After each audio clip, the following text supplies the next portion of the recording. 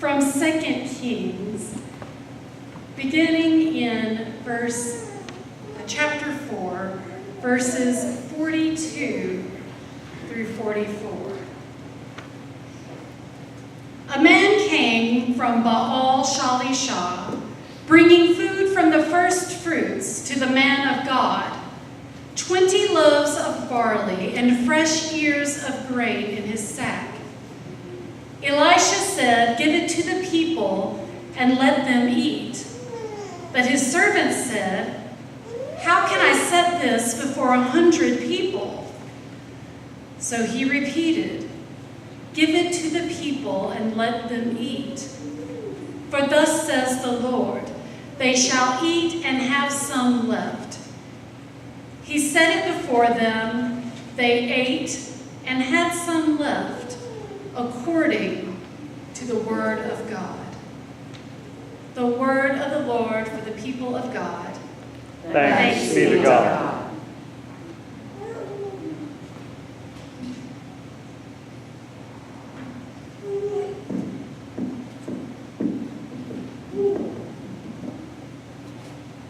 My grandmother was Lois Carter Moon, and she came from very humble beginnings on a dirt farm in Georgia.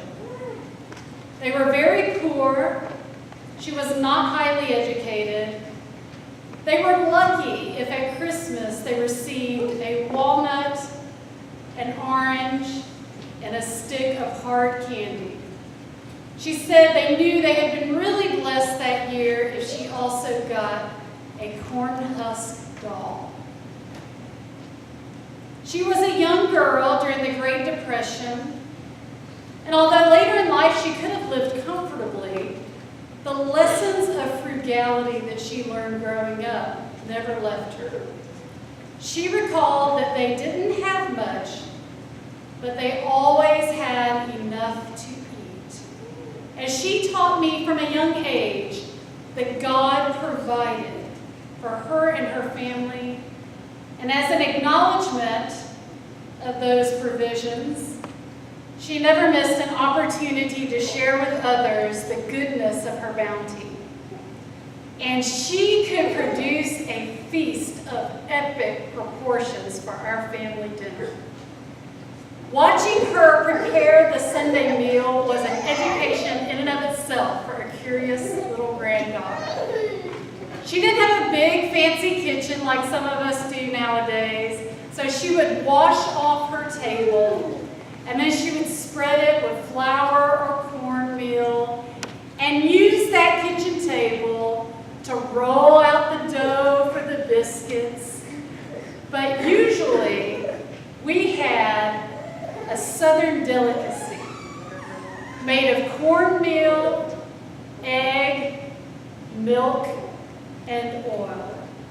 And she would mix that gritty mixture together, and then she would place it in her well-used metal cast iron muffin tins. You know the ones that have the little indentions in the shape of corn cobs, and they even have the little kernels in there.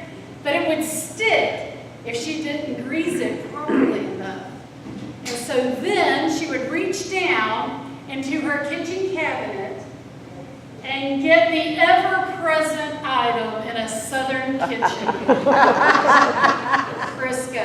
Now you have to watch out for my nanny's Crisco, because sometimes it was the fresh can from the store, and sometimes it was that other can that she kept the drippings in that smelled like all those different meats and all.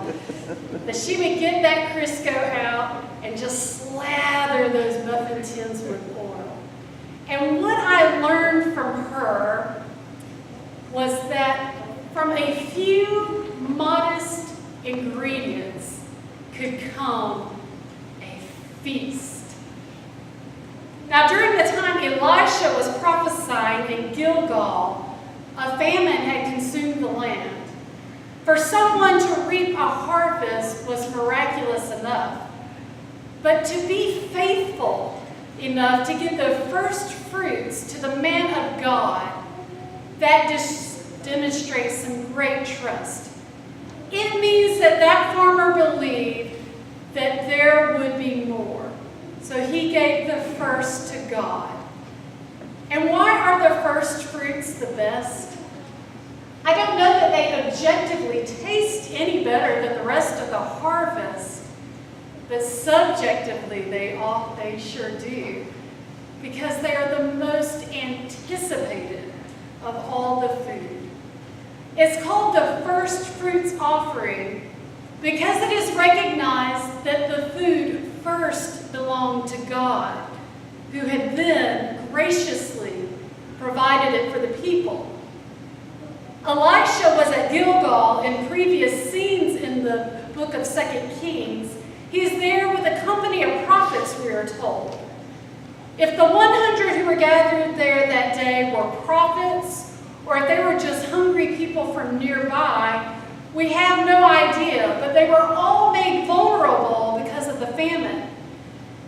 We know that Elisha could have kept those offerings for the maintenance of the prophets and for the ritual of the sanctuary. However, he instructs his servant to give it to the people. Food was not only meant for sacrificial offerings, it is first and foremost meant to be eaten. And what good is a holy sanctuary full of food if there are hungry people outside who need to be fed? And so we are told, from a small offering of 20 loaves and fresh ears of grain, 100 people are fed. Much came from little. I wonder if you hear echoes of other feedings in this story. It reminds me of the offering that we collect once a month during the school year for the backpack program. What we do really is a small gesture. It doesn't take much for me to go to Kroger or Walmart to get a box of granola bars or a package of crackers. But when hundreds of people in our community do the same thing, 350 school children receive supplemental nutrition on a weekly basis. These are children who are living at or near the poverty line, and the 2 meals a day that they receive at school cannot be received on the weekend. So we provide an offering. We bring it and we dedicate it just as we do our money, because we believe that we should offer from what we have been given. That is what the faithful are called to do. Because so many economically fragile children live in our county, lunches are even provided every day during the summer. This is a federal program that attempts to offset the gap in nutrition caused by the long summer break. So imagine my joy and surprise when I received an email from Whitney Clay asking if our church would consider being willing to host the Munchmobile in our parking lot. There were probably a few channels I should have gone through to get permission to do that. But I thought, who can say no to feeding children at the church? Of course, we'll do it. And I can envision those children coming onto the property each day to receive a meal. And when they show up, let me tell you, they are eager. And I happen to believe that some of them are hungry. They gather early and they socialize, they play on the playground, and the mothers talk.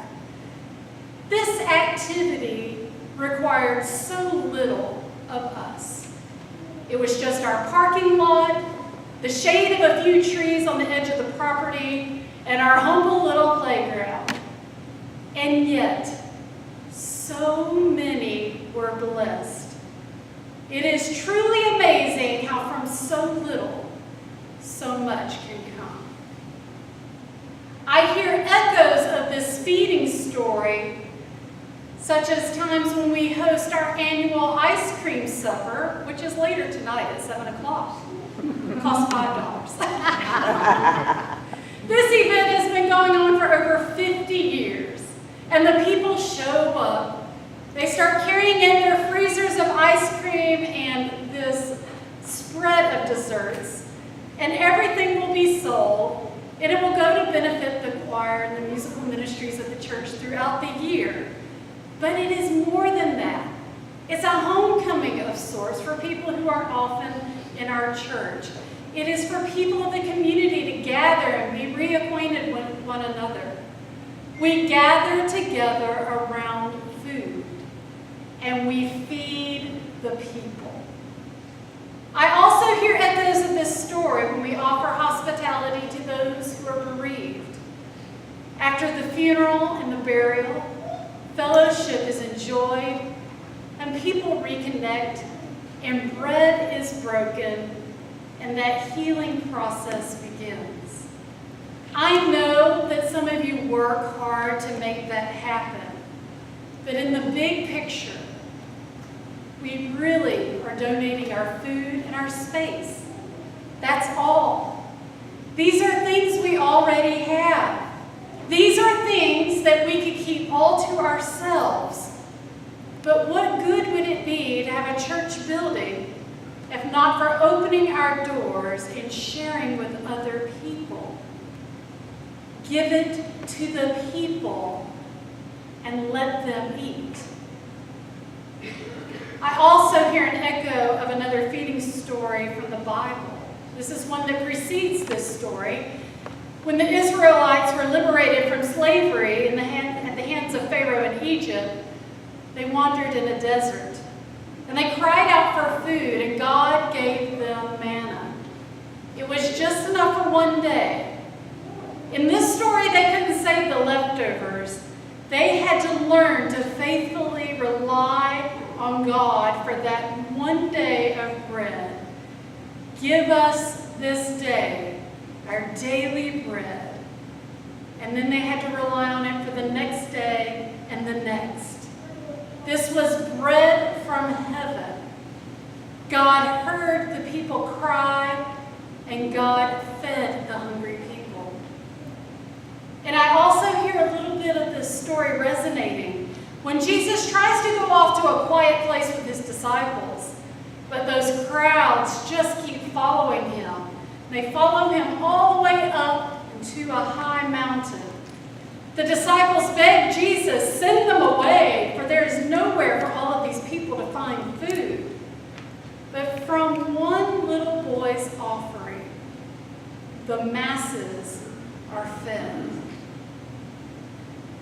They were fed to satisfaction with the 12 baskets left over. And I also think of this story when I reflect to my family's Sunday table.